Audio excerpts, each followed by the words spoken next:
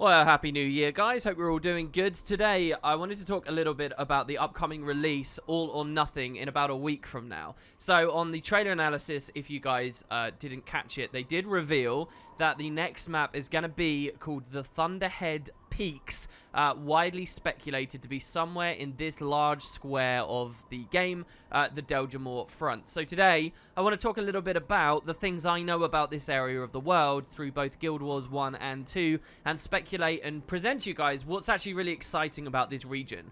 So first of all, I really do believe it is going to be the Deldrimor Front. I suppose we could be going even further north to the far Shiver Peaks. I think that's pretty much off the table, and the reason why is because the map is called Thunderhead. Thunderhead was a well-known, established city and keep within the Deldrimor Front in the original game. It was a mission somewhere around here where we basically had a pretty climactic moment of the plot where several key antagonists were dealt with, and we transitioned into the final chapter of the game, Ring of Fire. So because the new map is named after a dwarven area that has now since been abandoned, but we know should be in the Deldrimor Front, I think it's pretty likely to be here. That also gives the devs a very good opportunity to connect to the Desert Highlands, and maybe we can have like a still contiguous large region of the world here that maybe at last connects the expansion to regular Tyria. Now, why do I say that? Well, I'm starting this video in Mount Maelstrom, and the one thing I just want to point out very briefly to everyone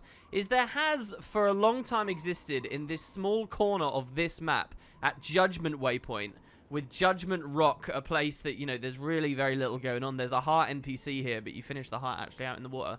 There is this road that is just bluntly barricaded off that's always suggested at further places away. So I don't know exactly where this map will be dropped, but I really like the idea that it's somewhere near this, so we can maybe connect the Desert Highlands to everything else. I don't know. In the most recent release, we obviously saw the Sun's Refuge was kind of almost a separate map added on. So what if we get some kind of connection here? I think that'd be great. I also think that this section of the map here, the Labyrinthine Cliffs, is pretty interesting to think about, considering that the reason we visited this is because of the Zephyrites trading here, and the Zephyrites are the descendants, the successors, the followers of the Brotherhood of the Dragon. When the dwarves went underground and turned to stone, they kind of left a lot of the mantle of a lot of their responsibilities and whatnot on the Zephyrites. It's probably not a coincidence that the first time we saw the Zephyrites, they were landing here near the Deldrimor Front. So it could be a really exciting opportunity for the Season 4 devs to somehow implement this as a year-round area. I'd obviously be a lot more enthusiastic about that if we were a year ago now and this hadn't been fully re-implemented as we saw in 2018. But it's still a possibility, maybe, for this release. Mostly, I just want to see this road go somewhere, and I honestly can't think of at any other point when we'd get a worthwhile map. Like, are we going to get a map out here in the Bay of Ellen, which is actually listed as a region name down here, I think? I don't know. But anyway, so that's just the first thing on the list. I also want to talk about what we saw here in Guild Wars 1. And if you see, I'm actually in-game in Guild Wars 1 right now in roughly the same area. Maybe Mount Maelstrom slightly more to the south. And I want to go through some of these region names and tell you guys. So here's Thunderhead itself. A little bit of backstory. When we visit this place 250 years ago, it was pretty war-torn. The dwarves who were here had not turned to stone yet, had not gone into the tunnels and depths of Tyria. They were at civil war. There was one section of the dwarves called the Deldrimor Dwarves, essentially the good guys being led by King Jarlath Ironhammer. And then there were the bad dwarves, the xenophobes, the slavers, the Stone Summit. So they were fighting, and then the conflicts of the humans, you know, with their civil war and against the White Mantle and involving the Massart and involving Glint and the Flameseeker prophecies all kind of brought their turbulence and turmoil here as well. So you had all these different factions duking it out. So I guess we'll just start off with Jokna's Forge. Jokna's Forge was kind of the big town and regular location in the original game where you could craft max level armor, and the lore itself describes it as long ago when the great tribes of Deldrimor were united under one banner. Jokna's Forge was the seat of the mighty dwarven nation's power. Named for one of its most beloved kings, the forge has never once been taken by an enemy nation. And it's this big dwarven stronghold you can actually already explore in Guild Wars 2. Right now, you can see it's still Winter's Day decorated. It's amazing to me to see this. On the 2nd of January, this festival is still being enjoyed in a weird fringe outpost in Guild Wars 1. That's why there's giant gingerbread men and stuff around. This isn't a classically dwarven thing that you're looking at. But yeah, you can actually explore this in Guild Wars 2. It's here in Mount Maelstrom. But now it's just sunken. That's what sunken Drocknar is here. It's spelt a bit different. Now it's just all underwater ruins, and there's some Quaggan that live near there. There's a very simple hero challenge you do amongst some kelp. So really, when we're talking about the new map, we're actually looking a little bit off to the side, and the novelty of going back to Drocknar's Forge isn't really there for the excitement of this patch. We've kind of been robbed of that. I can imagine in an alternate universe where Mount Maelstrom hadn't been quite added as big as it was or something, and I'd be thrilled in this video here today speculating about all the cool stuff we could find, but the truth is we've already been back to probably the most iconic place of the Southern Shivers. Bit of a shame, maybe. But we're not bereft of all the exciting things. All up this flank as well has actually already been explored. This is like Lornar's Pass, the Rancor Ruins. You can actually explore in Guild Wars 2, Griffin Rook Run and whatnot. This is all here. But really, it's more when we get onto the right that things become a bit more interesting. Next, you've got the Ice Caves of Sorrow. The area surrounding, which is probably somewhere near the Thormanova reactor now, is a weird thought. The area surrounding this dwarven city is dotted with numerous icy caverns that, when the wind whips through them, makes a mournful sound reminiscent of a crying woman. Waterways, frozen solid year-round, wind through the land here, but the resourceful dwarves have found a way to navigate them by building large ships that skate atop the ice. This idea of big ships on top of ice, they kind of revisit in a weird way in the Canthon campaign, where you have large ships and vehicles and, you know, turtles and whatnot traversing the tops of the Jade Sea. But yeah, you can see how distinctly frozen and frosty and cold this place is. You have to remember that in 250 years, one of the most defining things about this region of the Shiver Peaks is that volcanoes have begun to erupt. Perhaps the activities of the Elder Dragons Primordus particularly has caused some of that, but a lot of it's melted and the climate's changed in a big way. You know, this region in Guild Wars 2 is actually borrowing from a lot of jungle, Caledon Forest assets and stuff. It's technically in the game engine called the Tarnished Coast. Even though with lore it's obviously not. So it is kind of profound to come back here and see these very chilly, frozen places where there was also civilization, you know. There's just so many dwarven buildings and towns and people that you can converse with, and they're just all gone, with the dredge having risen up instead. So the actual campaign story that occurs here at the Ice Caves of Sorrow is, I believe this is the mission where we learn just how dangerous the Massar are now that we can see them, having just become ascended in the desert, and they can destroy us with a spell called Spectral Agony that we have to be very, very cautious of. As you go through the mission, I can't really get there very quickly. It'll take me like half an hour to 40 minutes to show you. You do have this very cool sequence where there's lots of icy areas that are probably being referenced here in the description. I believe this might also be the point where one of the Shining Blade leaders dies. Spoilers! Next, as we explore, you'll find we come to the Iron Mines of Molajune, which has probably one of the most interesting bits of flavor text in terms of Guild Wars 2 stuff. Check this out. Centuries ago, the city of Molajune is said to have lain here in the southern Shiver Peak Mountains. A shining place of ice and stone, legends say that it stood for thousands of years, then fell one bright dawn in a single earth-shaking crash, leaving behind no sign of its inhabitants. Today, the mines are the only sign that the city might once have been more than a myth. So the mines that pulled the raw materials out of the earth to construct this great marvel of the world before it disappears, they're all that lingers. What a beautiful idea. We've seen that Path of Fire itself has dealt with this idea of, you know, lost and hidden cities with Kesho very recently. We even see the newest Raid Wing talks a bit about a lost city, but again, I think he's in the sand, and he's probably talking about the hidden city of Adashim, a different topic. But Molajune, I think, is really exciting. The only thing we hear about is it here in this description. There's nothing visual you find in Guild Wars 1 story. At this point in the plot, we learn to defend ourselves from the Massar, and I'll talk about that in a second. But Molajune itself is just left as this description. What I think would be fantastic for Guild Wars 2 to do in this upcoming release, right? Now get this, guys, is that we see Molajune. We learn more about Molajune itself. Now, they could go in many different ways with this. The dwarves in general turned to stone and went below the surface, and it's likely we'll meet some dwarves in this release, right? I like the idea, first of all, that maybe Molajune sunk somewhere below the mountains, is now actually being tended to and whatnot by a contingent of dwarves. That's a cool thought. But what might be even better is if these time-space distortions currently wreaking havoc in the story explain how Molajune disappeared. What if 250 years from now in Guild Wars 2 we come to this region of the world and we find in one of the distortion bubbles Molajune standing perfectly and pristinely, and something we do there and because of the time-space distortions, it causes the whole place to vanish before everyone's eyes. And we see it and we learn about that. And that would be a way for Guild Wars 2 to touch on this mystery and, like, explain what happened here. Even though no one was really pining for and looking for it. This isn't a particularly hotly debated mystery of the universe. In fact, I don't think you've ever really heard me talk about it except my original Let's Play way back in the day. So it'd be really awesome if the devs came and explained, you know, the time-space distortions caused the disappearance that affected even the Guild Wars 1 lore. Oh, it would be so brilliant.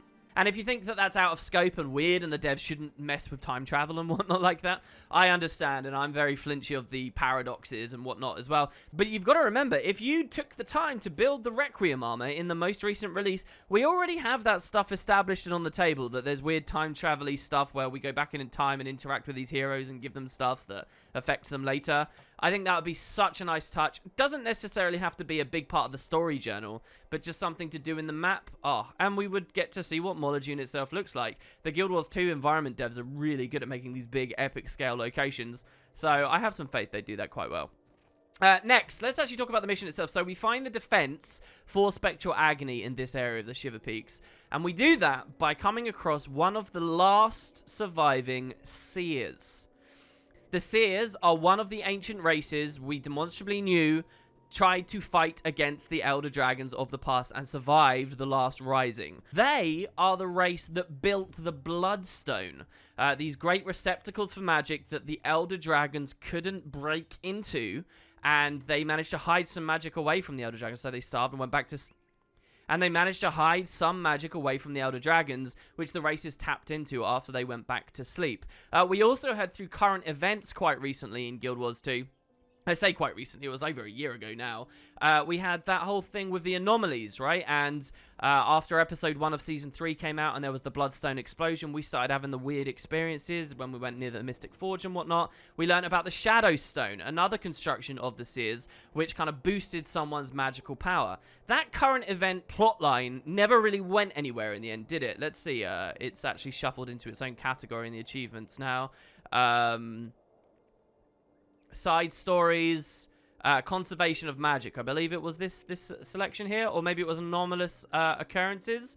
This never really quite went anywhere. Well, we're going to go to a place where we know that there were Seers hanging out in Guild Wars 1. There were another couple of Seers we met in the Ring of Fire, but in Guild Wars 2, that's not really become anything. We saw a Seer was being dissected in Kryta from the Asura, but generally speaking, the first and main Seer of the entire franchise that we've ever spoken to was here in the Deldrimor Front in that mission. So, I like the idea that in this Thunderhead release, we might get not only more information about the dwarves and actually get to interact with them, but we get to see a bit more of the Seers. I remember very clearly when Guild Wars 2 was coming out, the devs were talking about how as you wandered and explored the world, you would find ancient ruins on occasion, and you might not know who had constructed it, but something they had in mind might have. And the Seers were given as an example of that, you know, you might be, as a citizen of Tyria wandering around, you see some rubble somewhere, and you don't realize that that was once a part of the great Seer civilization, now collapsed after its centuries-long war with the Masat or whatnot.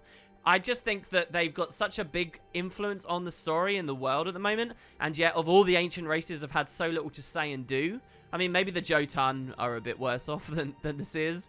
It's a good point for us to at least pick up some of those plots. Not just that with the Seers, but the other main thing here at the Iron Mines of Molajune is the Seer we meet tells us that they can infuse our armor to protect us from the Masat if we slay an Eidolon.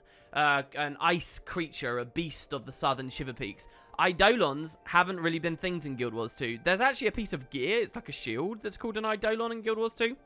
But there were actually creatures, big, dangerous beasts that the Seers could tap into. So maybe we might not find the Seers in this upcoming release, but maybe something to do with the Eidolon. I think that'd be pretty nice. After the Iron Mines of Molajune, you do obviously get Thunderhead itself. Now, I recently did a stream where I re-explored this place. I re-explored this place about a year before now as well. I can't remember what the reasoning was. It was probably last time we were looking at the Southern Shiver Peaks because of one of the raid releases. I also spent a ton of time here on my original Let's Play, so it's a very familiar thing for me to be talking about for fans of mine and who have been watching the YouTube channel for a long time.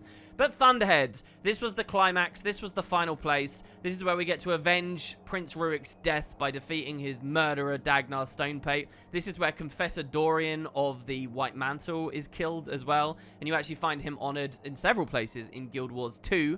And, well, it's also the location, I guess, in terms of landmarks, where we find not only the city, which is the first place you go to, the keep, but outside the keep is a teleporter, a Massart-built teleporter that allowed instantaneous travel to the Fire Island chain. You might remember that during Season 3, when we went to Ember Bay, I speculated that maybe we'd find that teleporter and it would take us here to the Southern Shiver Peaks one day. Well, that didn't happen, did it? But if maybe this release we're going back to Thunderheads, the devs might actually give us the teleporter somehow. I think that would be kind of fun. And it's not totally in the wild. We do know, obviously, that 2 of the episodes this season have connected to one another. As long as you own both releases, you have both of them unlocked. So now that the devs have demonstrated they have that capability, I think that'd be a pretty fun thing to do. Aside from that, there's not actually much more to say about Thunderhead, except that in the trailer, one of the assets they've built quite clearly is a big building near the keep you can find here in Guild Wars 1. And so I wonder what they'll actually borrow from. I'll read you the lore. It's that within the last generation, Thunderhead Keep has become the capital of the Deldrimor Nation. Since the Stone Summer Uprising, it served double duty as both the royal court to King Jarla's Ironhammer and the last line of defense for the good dwarves of Deldrimor. So really, I do think that Droknar's Forge is kind of the bigger landmark. This is a place that had never been captured, blah, blah, blah. But this did become important to the dwarves. What do dwarves consider a generation? 20 years, 30 years, 100 years? I'm not really sure what dwarven lifespans are. And particularly now that they've become stone, I guess that would change a lot. So it's an interesting place, and I guess it's quite thrilling to know, oh, we're going to go to the capital of the dwarves, but it was only kind of a recent capital, and that's maybe something to bear in mind. There are obviously other little places we can talk about, and I wouldn't want to be remiss in giving you guys the goods. First of all, we have these areas here, Tasker's Demise and Mineral Springs. These are really remote explorable regions that you only get to from doing a lot of hiking far away from the main storyline. Like, the main storyline will be you, Ice Caves of Sorrow, Iron Mines, Thunderhead, and you're out, right? But if you take the time to wander through the frozen forest, up past the Copperhammer Mines, we'll read the description, through an unfortunate twist of heritage, Ortho Copperhammer shared ownership of these mines with a cousin, Bragg, a Stone Summit warlord. When Bragg learned that Ortho had trade agreements with the human settlements in the foothills, he led a raid on the mines to punish his cousin, and today this area serves as an outpost for adventurers on their way to the frozen forest. So you could come to, like, the more remote Copperhammer mines, where maybe there was a quest or two, maybe some of the tribute quest lines took you somewhere near here. And these, of course, might appear in the patch upcoming. But if you moved really far away, you come to the Granite Citadel. This is actually playable in Guild Wars 2 already, and you've seen me talk about it several times. You can visit this. This is a renowned heart in Dredgehaunt Cliffs. But coming off to the right, this is all new explorable areas. Tasker's Demise, Mineral Springs. The only reason you'd come here is for capturing elite skills for the later hard mode stuff, you know, but I think of that as a late patch. It wasn't really influencing early Prophecies gameplay. Or if you were doing some of the Glint quests where you were taking out Titans here. Extremely remote. There is, however, an interesting bit of trivia related to a developer story with the Mineral Springs, where in the early days, a player of the game went to one of the fan site forums and took a screenshot of a common item in the game, the Fiery Dragon Sword, and they altered the texture to make it blue and called it the Icy Dragon Sword. It was all fake, but they put it on the forums and said, hey guys, you can farm the Icy Dragon Sword by killing imps in the Mineral Springs, which was total BS, and the guy was just trying to trick the community and force them all to, you know, waste their times. A dev, having seen the post though, actually made it real. A dev made the fiery dragon sword into the icy dragon sword, added it to the loot table of the ice imps in the mineral springs, and now people were actually getting this ultra rare item. So icy dragon sword farming was a big thing in this area of the game, and a big, you know, fan experience, and something people would sell for a lot of money. A fun piece of trivia about Guild Wars 1 that now we hopefully will be able to revisit. It might be a little bit too north as far as Guild Wars 2 is concerned, but if we can go back there, I wonder if the devs will do something with it. The truth is, the icy dragon sword already exists in Guild Wars 2, so it's not like they can newly add that loot. The icy dragon swords, I think it's called Jormag's Breath. I actually run it on one of my characters, a core guardian. I play in PvP at the moment. So I don't think the devs can do that. However, you'll remember that Sahothin, the fiery dragon sword of Guild Wars 2, got kind of an update, a visual update in Path of Fire, and it started looking really badass. So what if they did the icy version of the badass version of Sahothin? Maybe they could pay honor to it in the new Mineral Springs. I don't know. It depends how much they really want to do justice to it. And really, that's this region of the world. The Ice Flow and Marhan's Grotto were also pretty distant places.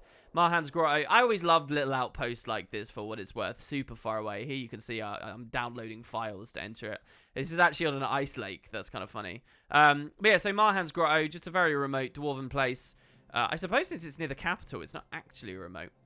Some of the flavor text of these areas, like at Port Sled, listen to this. This bustling port supplies the dwarves with much of their goods and supplies. The dock workers are kept busy with a constant flow of ships coming and going, and the market is always filled with both exotic and practical wares. The cold temperatures, heavy snowfall, and frozen waters make no difference to the hardy dwarves, but travelers are wise to bring heavy coats and plenty of warm blankets. I love the idea of this as a truly bustling civilization, you know, rich and filled with people traveling around, even though for us as humans and, you know, maybe Char and Sylvari and Asura, it feels very cold and unforgiving. Not that many of those races were interested in that area during this period of time. Anyway, and then you got Marhan's Grotto. Once, dwarves from all over the Shiver Peaks made the trek here to barter with Marhan the Mighty, a weaponsmith who was reputed for making the best axes in all the land. After he passed into the Great Forge, that's the dwarven concept of an afterlife, this grotto was named in his honor. And so you've got all these cool places that maybe they can do something. Environmentally, not all of them have great things to pick at. And I don't think we can go too far with the trailer, but I did want to take a time. You know, I love doing this whenever the devs reveal that we're about to go to a Guild Wars 1 location. It's really fun to re-explore these and just give ourselves a bit of a refresher. So yeah, there you have it, everybody. I guess the last thing, the last thing I'd like to point out is maybe if we're going really far north, but still in the mountains, we could end up interacting a bit with the Wizard's Folly and the Wizard's Fife, which, you know, are the pre-searing Ascalon mountain areas, but something tells me we're not going to go that north. And the other thing to think about as well is going that far north is a bit crazy, but also how far east are we going to go? I don't think we're going to get the Ebonhawk Gate. I think that's going to have to be saved for a later date, though I still think it's really important to get a connecting map. And then you have this brand, right? Is the brand we see in the trailer this brand? Because this is now so far east, not even Guild Wars 1 took us to those locations. So this is all free reign for the devs. Or will Kraukatorek move again? Will he go all the way up here? I mean, we're talking about a lot of brand on the map if he does so. So I think the map will be something like this. And then maybe if they add a cheeky little slice here, I'd be really happy for this doorway. But yeah, so there you go, guys. It's going to get dwarven, and it's going to get very exciting. I'm hoping to see some stuff about the Seers and the Eidolons. I guess we'll see what they do. Hope you enjoyed. If you've got any thoughts on this region of the world as well, I'd love to see them in the comments, and I'll see you for another video tomorrow.